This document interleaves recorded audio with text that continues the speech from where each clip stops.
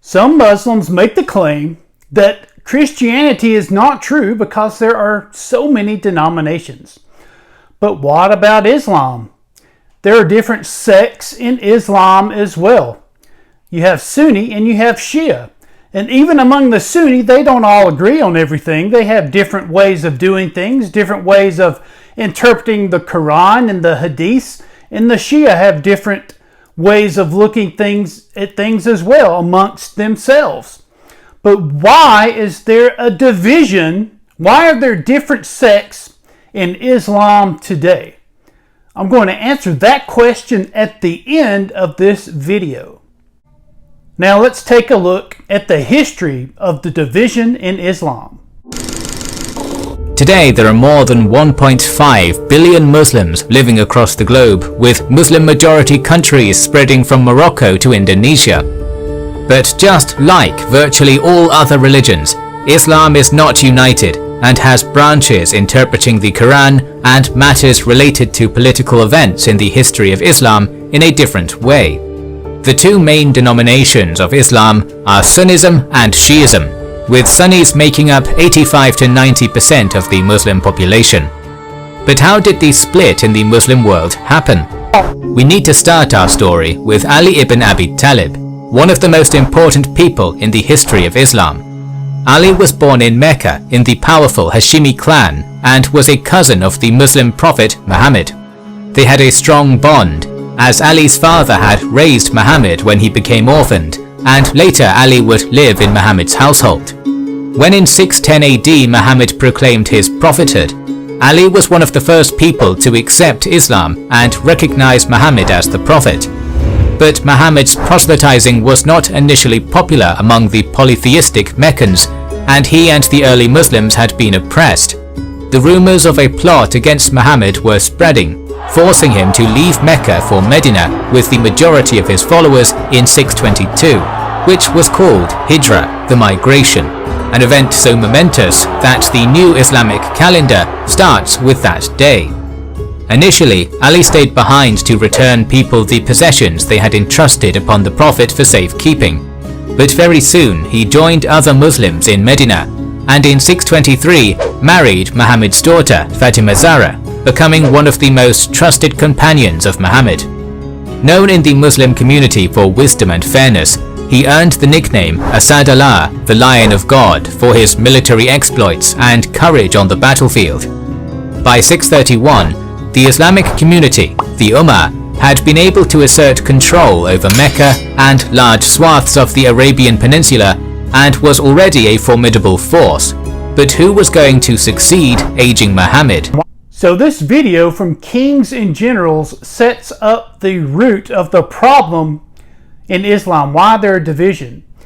And it really centers around two things. One, who would succeed Muhammad after his death, and two, one of his close companions, a man named Ali. You should also notice that Muhammad spread Islam by violence. He spread Islam by the sword. And this is something to keep in mind as we review the history of the split of the sects, different sects in Islam. Now let's take a look at the death of Muhammad. Following Muhammad's death in 632, the Ummah did not have a consensus on a new leader. While Ali took charge of the arrangements of the funeral, a meeting to decide the successor took place in Medina. Ali and two other prominent companions of the Prophet, Abu Bakr and Umar, were not present, and deliberations took place without them. In fact, the majority of those present were the Muslims residing in Medina, who welcomed Muhammad or were converted later, while very few of those who went on a hijrah from Mecca to Medina with Muhammad were there. Abu Bakr and Umar rushed to the meeting and took charge of the process in Ali's absence. The former was one of the first converts to Islam, Muhammad's father-in-law through his daughter Aisha. Deeply respected by modern Sunnis, he was very rich and contributed a lot to the cause of Islam and was arguably one of the main contenders for leadership. Umar was also a close companion of Muhammad, also his father-in-law through his daughter Hafsa, known for his zealous protection of the Prophet. He is known as a just, intelligent and wise person in the Sunni tradition. After a heated debate, Umar was able to persuade those present to choose Abu Bakr as the successor, the Caliph, a ruler of the Muslim Ummah. Ali was later presented with the fact of succession and, along with a number of other companions, initially refused to accept the decision as it was taken without him, while he was one of the strongest candidates. Umar embarked on the process of persuading or forcing the companions to offer fealty to Abu Bakr. He personally came to Ali's house to persuade him. The events which followed have been the subject of much dispute, as the Sunnis believe that Umar was able to peacefully persuade Ali to recognize Abu Bakr's caliphate. According to Shia sources, Umar forced Ali to concede by breaking into the house and slamming the door, which broke Ali's wife Fatima Zahra's ribs, eventually leading to the miscarriage of their child.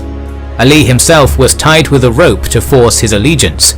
It is impossible to verify what really happened, but eventually Ali accepted Abu Bakr and his successor Umar as caliphs and retired from public life. So after the death of Muhammad, we see men who are his companions who have been taught directly from Muhammad on how to act and how to interpret the Quran.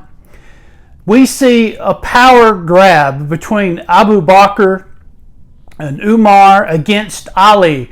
We see different political maneuverings to seize the power of the place that Muhammad once held. And the followers of Ali believe that he should be the first caliph. That's the one who succeeds Muhammad. And you had on the other side, you had Abu Bakr and you had Umar and their followers saying that Abu Bakr should be the first one to replace Muhammad. And these are the seeds of the future Sunni and Shia division. The story continues. Ali accepted the selection of Umar as caliph and even gave one of his daughters, Kulthum, to him in marriage. After the death of Umar in 644, Ali was considered for the position, but eventually another companion of Muhammad, Uthman of the Banu Umayyah clan, became the new caliph. Again, Ali recognized the new caliph, but very soon discontent in the caliphate grew. Again, the sources do not agree on the reasons, but many claimed that Uthman's nepotism and leniency towards tribal rivalries were the cause of the opposition against him. Rebels offered to support Ali as an alternative to Uthman, but Ali refused and even sent his sons Hassan and Hussein to protect Uthman's house, where eventually, despite all the protection, Uthman was assassinated by rebels from Egypt in 656. Finally, Ali's turn to become a caliph came, and he became the fourth and last of the Rashidun caliphs.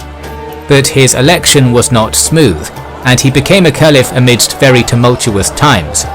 The Prophet's wife Aisha and Uthman's relatives from the Banu Umayyah clan, including the governor of Syria Muawiyah, demanded that Ali punish the plotters of Uthman's death, but since some of them were Ali's supporters, the new caliph rejected this, and soon the first Muslim civil war, called Fitna, started. In December 656, Ali's army defeated the rebels at the Battle of Camel near Basra, but Muawiyah still refused to accept Ali as a new caliph, and the anti-Ali opposition gathered around him. Ali was willing to not repeat Uthman's mistakes and carried out measures to centralize the caliphate and decrease the power of governors.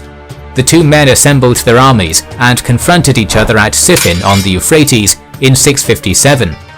Neither side was keen to commit to a major battle, but after 3 months of occasional skirmishes, when serious fighting finally broke out, Muawiyah's followers called for an arbitration, apparently riding out with copies of the Quran on their lances to bring the conflict to a stop. Ali was forced to agree, but some of his followers objected and abandoned him.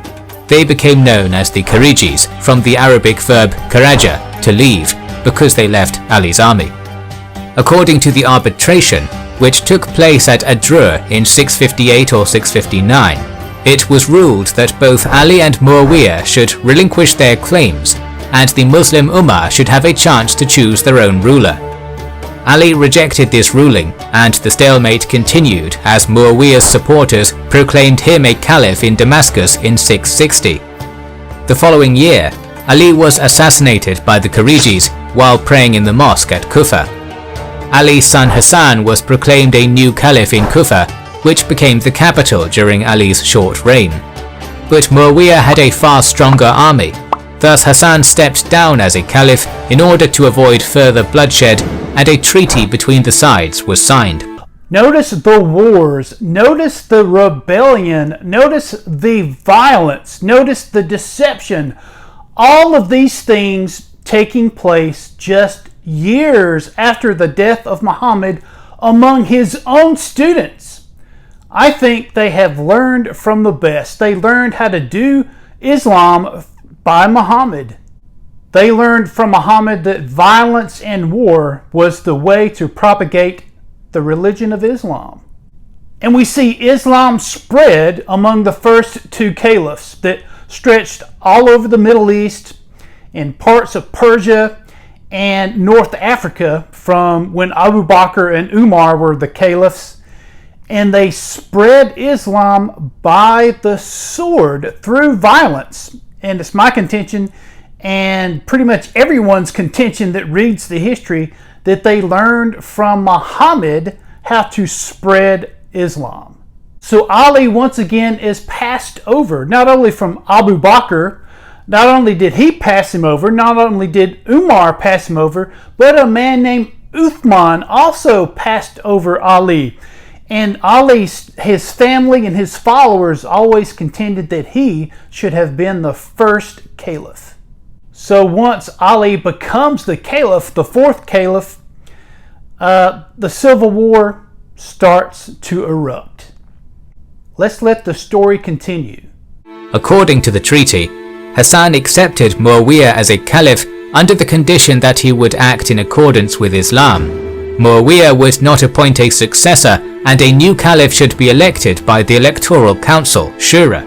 Muawiyah would abandon cursing Ali and persecuting Ali's family and supporters. But Muawiyah would not stay true to his pledges, and towards the end of his reign, he designated his son Yazid as a successor. This would be breaking off the tradition of the Islamic Caliphate as a state, which elected its leader through consultation or election, to a monarchy. Muawiyah summoned the Shura in Damascus, the new capital of the Caliphate, and through persuasion and bribery was able to secure support for Yazid. This development caused significant opposition in different quarters, and this opposition started gathering around Muhammad's grandson and Ali's son Hussein, who replaced Hassan, who passed away in 670, as the leader. Despite the opposition, Muawiyah was able to secure the support of Mecca and Medina for Yazid. Ali's capital Kufa was the potential stronghold of the opposition, and the death of Muawiyah in 680 put events which would further divide the Islamic world into action.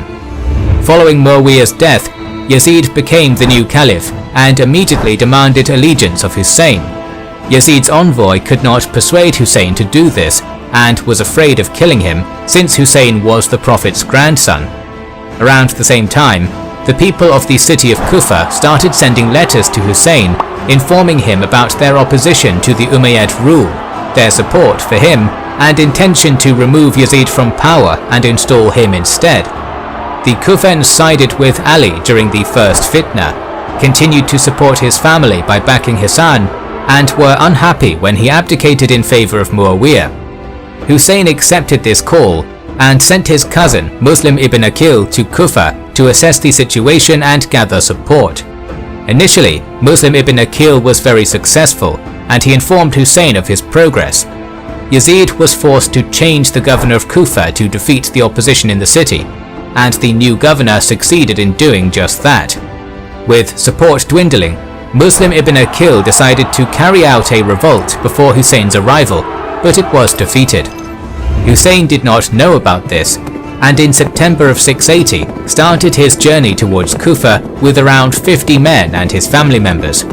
On the way, Hussein received information about the death of Muslim ibn Aqil and the defeat of the revolt in Kufa.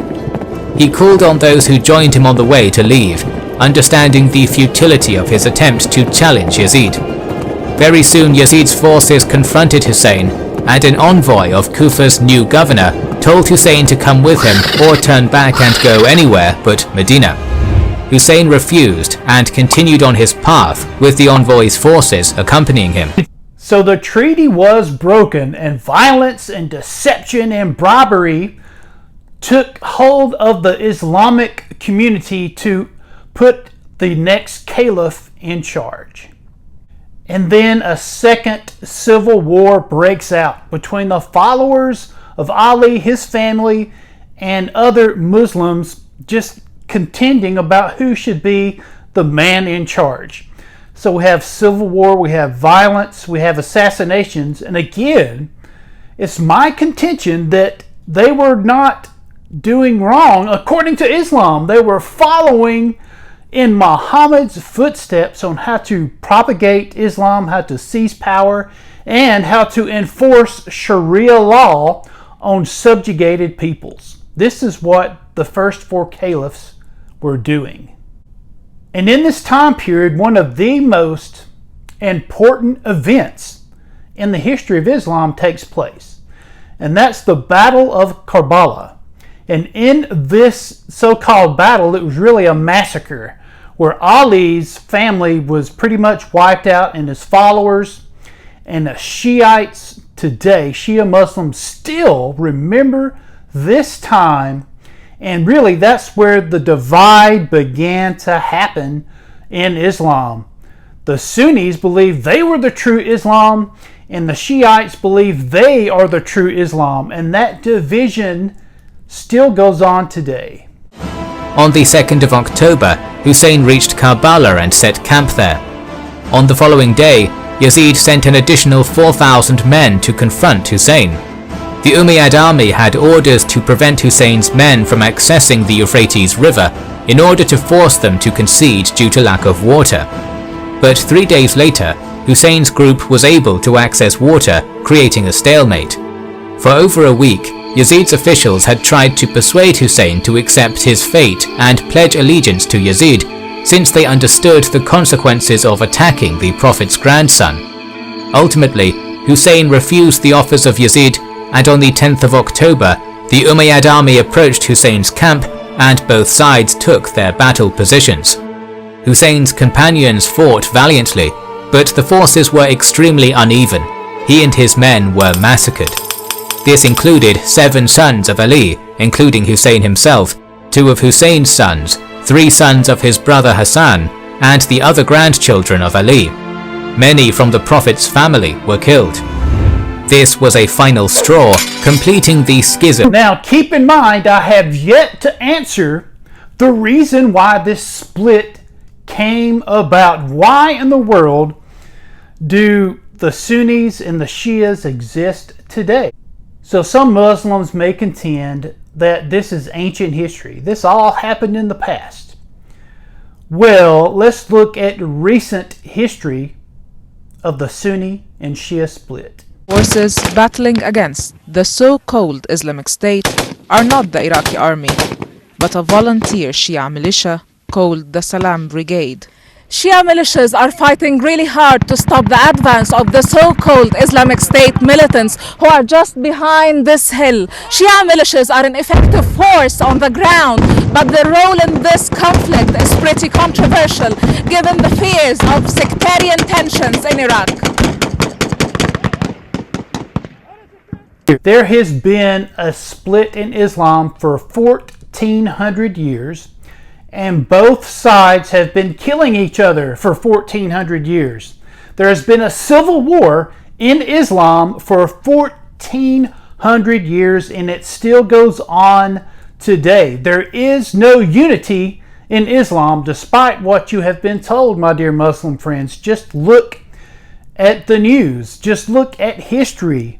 And you will see that there is divisions in Islam, and it goes back to the very beginning among the first 4 caliphs that were taught by Muhammad.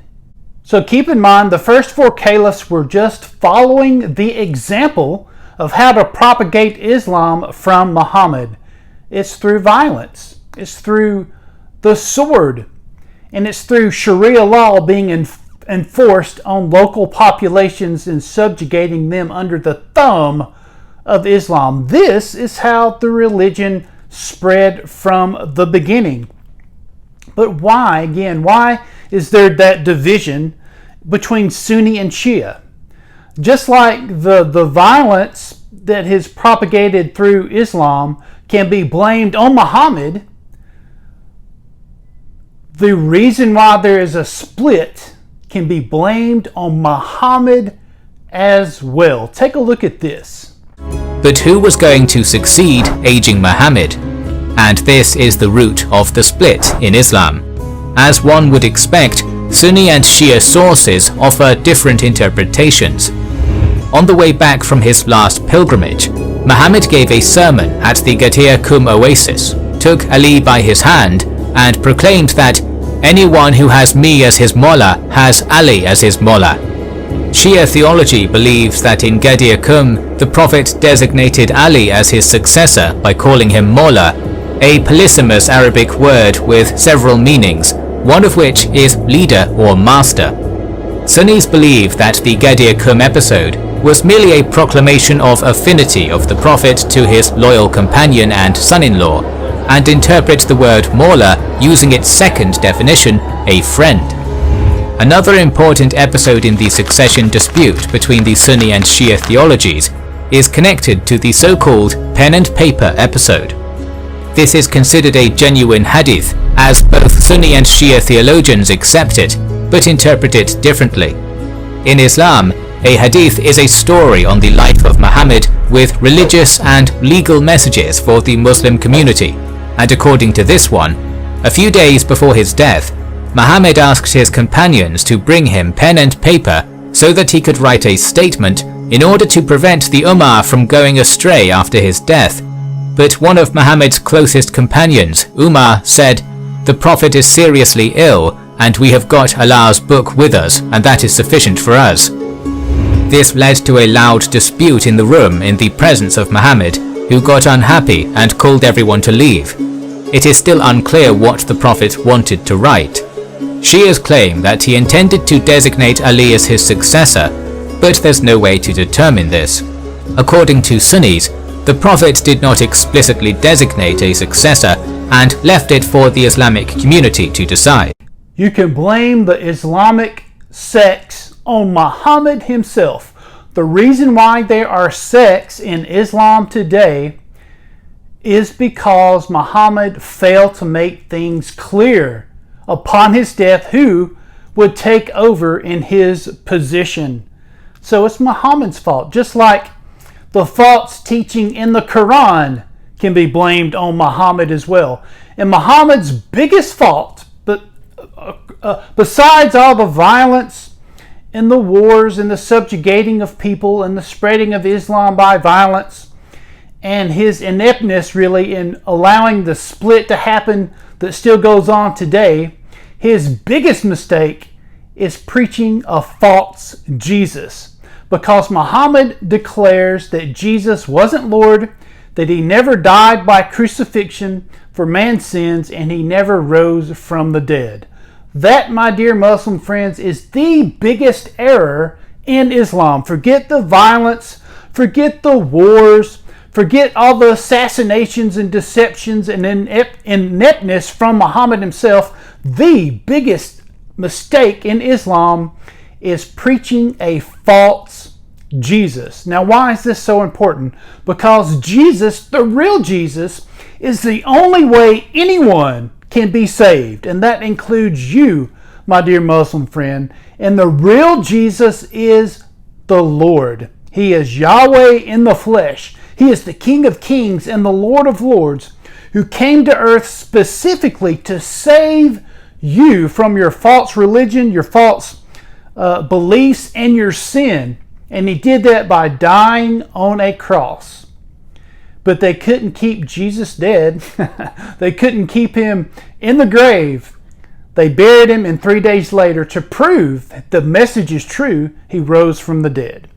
Jesus is Lord. He died for your sins, and he rose from the dead. My dear Muslim friend, If you today will just turn away, repent from the false prophet Muhammad, turn away from him, and put your trust in Lord Jesus Christ, the King of Kings and the Lord of Lords, you will be forgiven of your sin. You will be brought into a relationship with the one true God. And you, if you make that decision today, my dear Muslim friend, you will never regret it.